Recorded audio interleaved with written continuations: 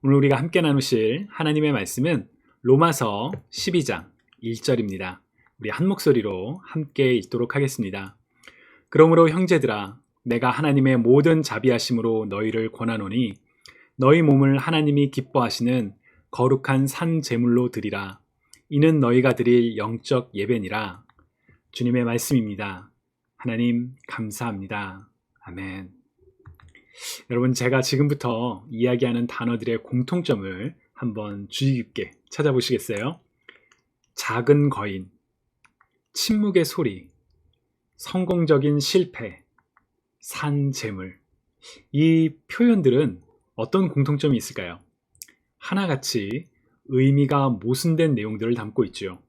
거인은 큰 사람인데 작은 거인이라니 말이 되지 않죠. 침묵은 소리가 없는 것인데 침묵의 소리라는 것도 이치에 맞지 않습니다. 이처럼 의미가 모순되고 그래서 이치에 맞지 않는 표현을 역설, 영어로는 패러독스라고 이야기를 합니다. 2020년 코로나 팬데믹이 시작되었을 때 많이 회자되었던 이야기 중 하나가 스톡데일 패러독스라는 그런 이야기가 있습니다. 베트남 전쟁에 참전했다가 포로로 붙잡혔던 미국의 제임스 본드 스톡데일이라는 사람이 있었는데요. 이 사람은 7년이 넘는 긴 시간 동안 고문을 당하는, 포로로서 고문당하는 그런 어려움을 겪었다고 합니다. 근데 이 사람이 마침내 포로로부터 풀려났을 때 유명한 말을 남겼습니다. 그와 함께 포로 생활을 하던 포로들 중에는 곧 풀려날 것이라며 희망을 가진 사람들이 있었다고 합니다. 부활절이 되면 이제 풀려나겠지. 추수감사절에는 풀려나겠지. 성탄절에는 풀려나겠지 라는 그런 희망을 가졌지만 이들은 그런 희망으로 말미암아 포로로서 고통받는 기간이 길어지자 상심하고 그래서 자살하거나 더 못 견디고 죽는 그런 경우가 많았다고 합니다.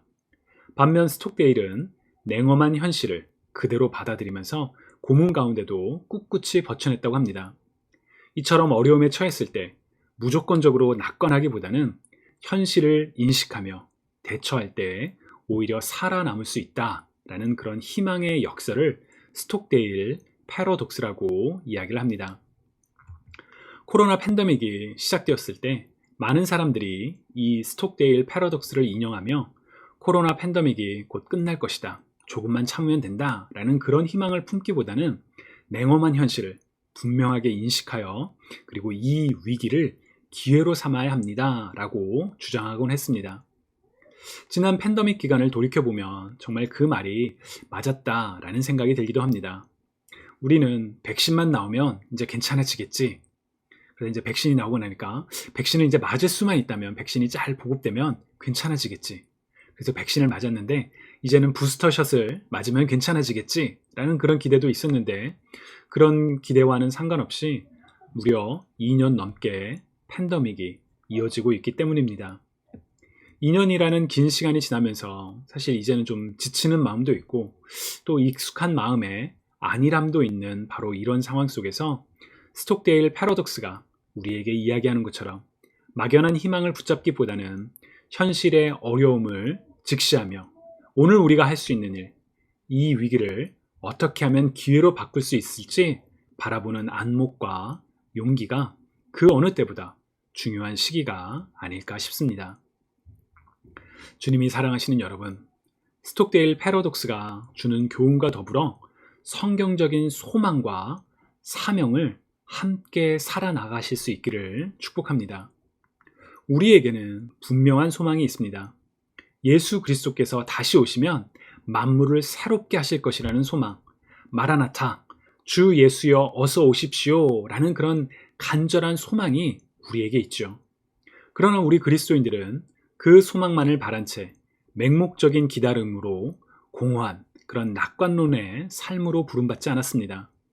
분명한 소망을 가지되 그 날이 올 때까지 이미 임한 하나님의 나라가 확장되도록, 하나님의 영광이 세상에 더 증거되도록, 그리스도의 복음이 더욱 전파되도록, 하나님의 사랑이 우리를 통해서 사람들에게 전해지도록 우리는 부름을 받았습니다. 코로나 팬데믹이라는 어려움이 지속되고 있지만 이 어려움 속에서 다시 오실 그리스도를 소망하는 가운데 오늘 우리가 할 수 있는 용기와 사랑을 나누며 하나님의 영광을 드러내는 일에 앞장서시는 저와 여러분 모두가 되실 수 있기를 주님의 이름으로 축복합니다. 스톡데일 패러독스처럼 역설, 패러독스는 이치에 맞지 않는 것 같지만 바로 그 역설을 통해서 진정한 중요한 것이 무엇인지를 돌아보게 해줄 때가 있습니다. 바로 오늘 바울이 로마서에서 말하고 있는 것처럼 말이죠. 로마서 12장 1절에서 바울은 그러므로 성도 여러분, 나는 하나님의 자비로서 여러분에게 권합니다. 여러분의 몸을 하나님을 기쁘시게 하는 거룩한 살아있는 제물로 드리십시오. 이것이야말로 여러분이 마땅히 드려야 할 영적인 예배입니다. 아멘. 여러분들께서는 여기서 이 제물이라는 단어를 들으면 어떤 내용이 먼저 떠오르시나요? 유교 문화에 익숙한 분들께는 제물, 곧 제사에 쓰이는 음식을 먼저 떠올리실지도 모르겠습니다. 그러나 바울이 로마서에서 이야기하는 제물은 바로 구약시대 때 하나님께 드렸던 예배, 곧 제사법을 통해 드려졌던 동물들을 가리킵니다. 레위기를 보시면 하나님께서는 이스라엘 백성들과 언약을 맺으시고 그들이 지켜야 할 율법을 주시면서 하나님의 백성들이 하나님께 드리는 5가지 예배법, 제사법, 곧 번제, 소제, 화목제, 속제제, 속건제의 방법을 자세히 알려주십니다. 이 5가지 제사법 중에 곡식으로 드리는 소제를 제외하고 나머지 4개의 제사법들은 모두 동물, 곧 살아있는 생명체를 죽임으로써 드리는 제사법들이었습니다. 일전에도 말씀드렸던 것처럼 당시 예배는 제단 위에 제물을 올려드리는 형태로 진행되었는데 제단을 히브리어로 미tz바라는 단어를 사용합니다. 이 미tz바라는 단어는 죽이다, 도살하다를 뜻하는 히브리어 짜바후라는 단어에서 유래한 단어입니다. 즉 살아있는 제물을 죽임으로써 죽은 동물을 제단 위에 올려놓아 하나님께 바쳤습니다. 따라서 제물을 통해 하나님께 예배할 때 제물은 죽임당한 이미 죽은 제물을 가리킵니다. 그런데 바울은 우리가 하나님께 드릴 영적 예배로 우리의 몸을 살아있는 제물로 드리라고 권면을 합니다. 역설이죠. 제물은 죽어야지 제물이 되는데 살아있는 제물을 드리라니 이치에 맞지가 않습니다. 하지만 이것은 바울이 역설의 수사법을 이용하여 역설이라는 이 문체를 이용하여 우리가 하나님께 드리는 예배의 본질이 무엇인지를 드러내고자 함이었다라고 저는 믿습니다. 바울이 살아있는 제물을 통해서 전하고자 했던, 보여주고자 했던 예배의 핵심은 무엇일까요? 왜 바울은 살아있는 제물을 드리라고 했을까요? 저는 이전까지 이 절을 읽을 때마다 역설의 수사법을 그다지 생각해 본 적은 없습니다. 우리의 몸을 하나님께서 기뻐하시는 거룩한 산 제물로 드리는 것이 우리가 드릴 영적 예배라고 말한 다음에 바로 그 다음에 너희는 이 세대를 본받지 말고 오직 마음을 새롭게 함으로 변화를 받아 하나님의 선하시고 기뻐하시고 온전하신 뜻이 무엇인지 분별하도록 하라 라고 이야기하기 때문입니다. 바로 이 말씀 덕분에 거룩한 산 제물로 드리라는 것은 세상을 쫓아가지 않고 세상과 구분된 거룩한 삶을 살라는 것이구나 라는 그렇게 이해해 왔습니다. 문맥상 바울이 이야기하는 우리의 몸을 거룩한 산 제물로 드리라는 것은 세상과 구별된 거룩한 삶을 살아라, 또한 그렇게 살아가는 삶이 바로 우리가 삶을 통해 드리는 예배, 영적인 예배다 라고 해석할 수가 있습니다.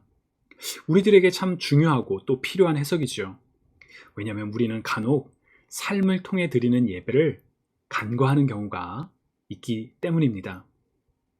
특정한 날, 특정한 장소에서 공동체가 모여 드리는 예배만이 진정한 예배라고 생각하고 또 그리스도인 우리의 신앙의 정말 최소한의 조건이 주일 예배를 성수하는 것, 그걸 거룩히 지키는 거야 라고 그렇게 이해하는 모습이 우리 안에 있기 때문입니다.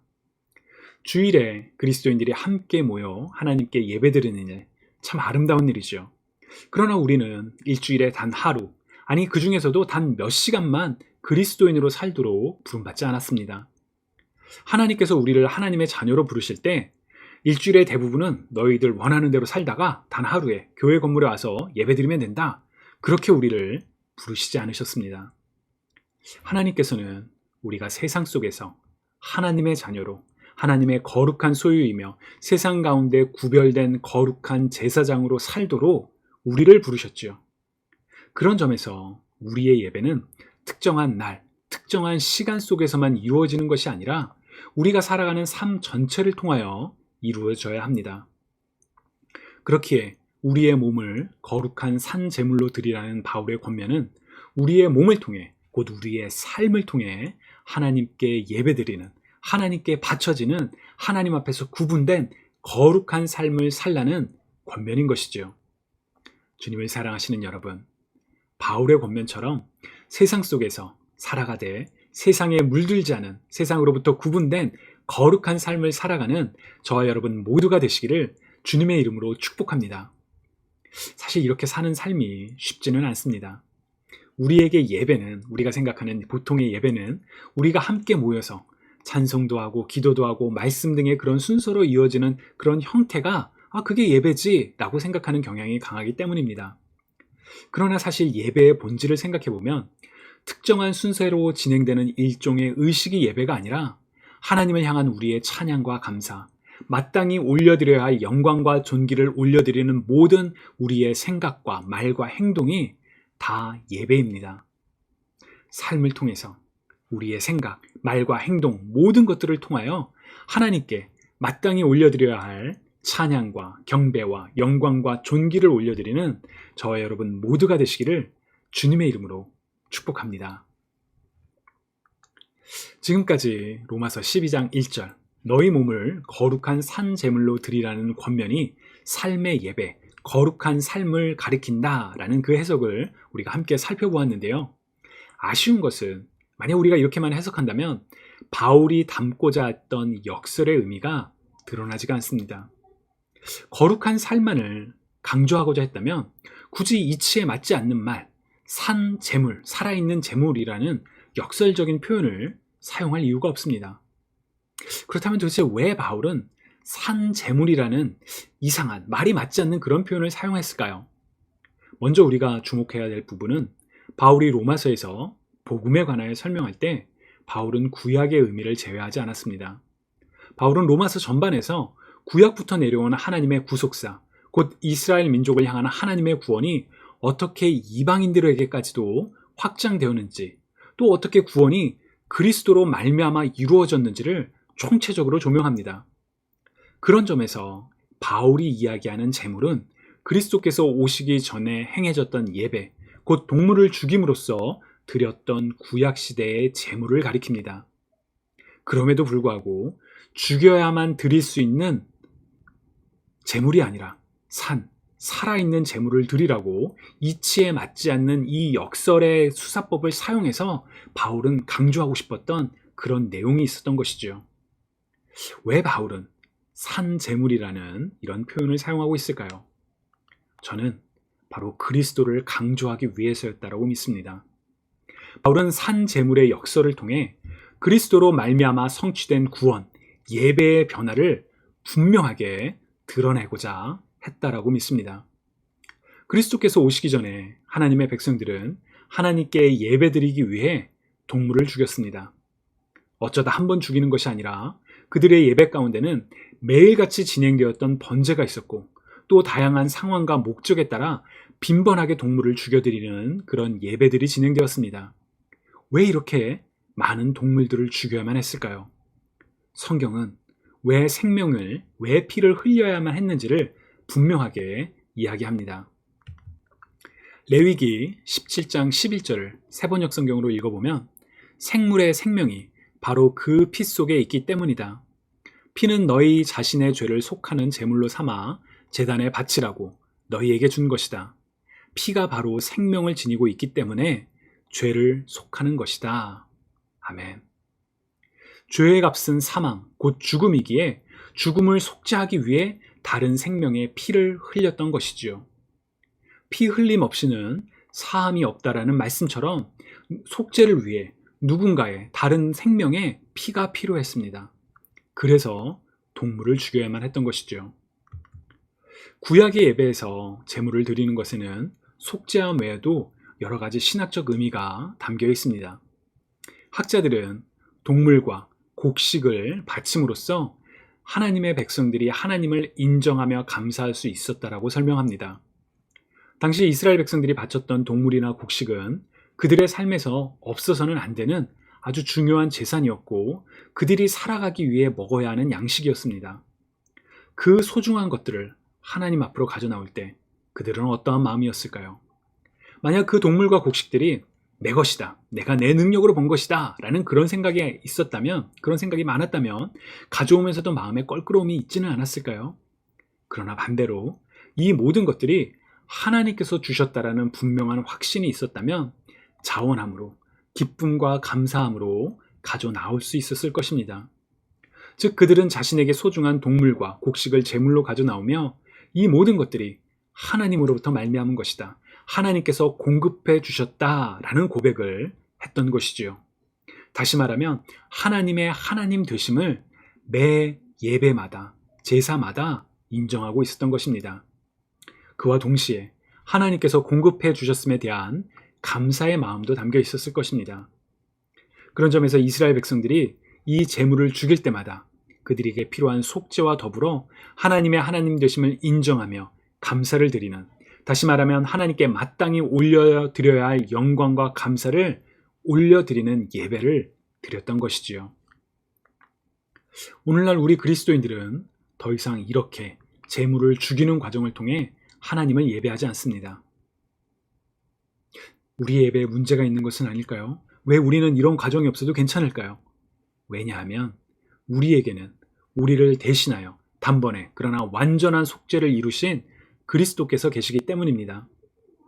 세례 요한은 일찍이 예수님을 향하여 보라, 세상 죄를 지고 가는 하나님의 어린 양이라고 말한 바 있습니다. 요한의 말처럼 하나님의 아들이신 그리스도는 세상의 모든 죄를 대신하여 죽임을 당하셨습니다. 바로 이 죽음, 예수 그리스도의 죽음으로 말미암아 더 이상 하나님께 드리는 예배에 피가, 생명이 필요하지 않게 되었습니다. 단 하나의 완전하며 영원한 제물로 말미암아 모든 그리스도인들은 피 흘림 없이 하나님께 예배드릴 수 있게 되었던 것이죠. 바울이 우리의 몸을 산 제물로 하나님께 예배드리라고 권면할 때에 바로 이 역설이 담겨 있습니다. 원래대로라면 죽어야 하는데 그리스도로 말미암아 죽지 않고 살아있는 채로 하나님께 나아갈 수 있게 되었다는 것이지요. 혹자는 산 제물에는 그리스도로 말미암아 죽음에서 생명으로 옮겨진 우리의 정체성이 담겨 있다라고도 말합니다. 우리는 죄에 대해서 죽었지만 그리스도의 의로 말미암아 생명을 얻은 것이지요. 바울이 정확히 어떠한 의미로 산 제물이라는 역설을 사용했는지는 해석의 차이는 있을 수 있습니다. 그러나 중요한 것은 우리가 원래대로라면 그 제물은 죽어야만 하는, 곧 피 흘림의 과정이 있어야 했는데 그러한 과정 없이 살아있는 채로 하나님께 예배드릴 수 있게 되었다는 점, 바로 예수 그리스도로 말미암아 이러한 은혜를 누리게 되었다는 것을 우리가 기억해야 한다는 것입니다. 주님을 사랑하시는 여러분, 예배 가운데 바로 이 자유함을, 이 감격을 경험하실 수 있기를 축복합니다. 구약의 율법대로라면 우리의 죄로 말미암아 우리가 하나님께 예배드릴 때는 죄사함을 위하여 동물을 죽여야 했지만 이제는 그러한 행위 없이도 값없이 정말 자유롭게 자유함으로 하나님께 나아갈 수 있게 되었습니다. 그리스도를 믿는 믿음 하나만으로 하나님께 담대히 나아갈 축복을 우리가 받은 것이지요. 여러분, 예배 드리실 때마다 이 자유함을 누리시기를 바랍니다. 이 감격이 우리 안에 충만하기를 바랍니다. 거룩한 산 제물로 우리의 몸을, 삶을 하나님께 드리는 가운데 이 자유함으로 기뻐 찬양 드리실 수 있기를 주님의 이름으로 축복합니다. 그리고 이렇게 값없이 얻은 놀라운 은혜를 값싼 은혜로 변질시키지 않는 저와 여러분 모두가 되시기를 간절히 소망합니다. 우리는 공짜로 얻는 것은 그 값어치를 경시하는 경향이 있습니다. 그리스도로 말미암아 주어진 구원은 우리의 행위와 상관없이 오직 그리스도의 겸손한 죽음으로 주어졌기에 우리는 이 놀라운 축복을 가볍게 여길 때가 있지는 않았는지요. 그래서 그리스도를 믿고 따른다라고 하면서 사실 말로만 따르는 척할 뿐이었지 제자의 삶을 살지 못하는 그런 때도 있었던 것 같기도 합니다. 공동체 예배에 참석하는 것만으로 그리스도인, 곧 그리스도의 제자가 되었다라고 오해할 때도 있지는 않았었는지요. 그러나 앞서 말씀드렸던 것처럼 우리의 부르심은 그리스도로 말미암아 세상 가운데 산 제물로, 살아있는 제물로 곧 하나님 앞에서 구별된 삶, 거룩한 삶으로 살아가도록 매 삶의 순간에 그리스도처럼 하나님의 영광을 드러내며 그리스도처럼 하나님의 사랑을 나누는 존재로 부름받았다라는 것을 기억하며 그 삶을 실천하는 저와 여러분이 되실 수 있기를 주님의 이름으로 간절히 축복합니다. 주님을 사랑하시는 여러분, 우리를 살리신 그리스도의 사랑을 기억하며 우리를 위하여 죽으신 그리스도의 죽음을 기억하며 오늘 하루 우리의 삶을 통해 하나님께 정말 우리의 삶을 통해 산 제물, 거룩한 산 제물로 하나님께 예배드리는 참된 그리스도인이 되실 수 있기를 주님의 이름으로 간절히 축복합니다. 오늘 우리에게 주신 말씀을 생각하며 우리 함께 기도드리시겠습니다. 사랑의 하나님, 우리는 하나님 보시기에 하나님 앞에서 죄인이었지만 그리스도 예수의 죽음으로 말미암아 우리의 죄가 그리스도께로 전가되었고 그리스도의 의가 우리에게 전가됨으로 말미암아 이제 담대히 하나님께로 나아가는 하나님께 예배드리는 그런 축복을 얻게 되었습니다. 주님, 우리가 공동체로 모여 하나님께 예배드릴 때마다 또한 우리가 삶을 통해 하나님께 예배드릴 때마다 바로 그리스도로 말미암아 이 놀라운 축복을 받았다라는 것을, 이 놀라운 변화 가운데, 죽음에서 생명으로 옮겨진 변화 가운데 살아간다는 것을 기억하며 정말 예배마다 감격을 누리며 하나님께 마땅히 올려드려야 하는 예배를 드리는 우리가 되게 하여 주옵소서. 거룩하신 하나님, 오늘 우리의 예배를 통해 우리의 삶을 통해 하나님의 이름을 높이며 세상 가운데 구분된 삶을 살기 원하오니 주님, 우리를 그렇게 인도하여 주시고 우리가 그런 삶을 살아갈 수 있도록 지혜와 하나님의 영을 더하사 담대히 하나님과 동행하는 오늘 하루가 되게 하여 주옵소서. 감사드리며 살아계신 예수 그리스도의 이름으로 기도드립니다. 아멘.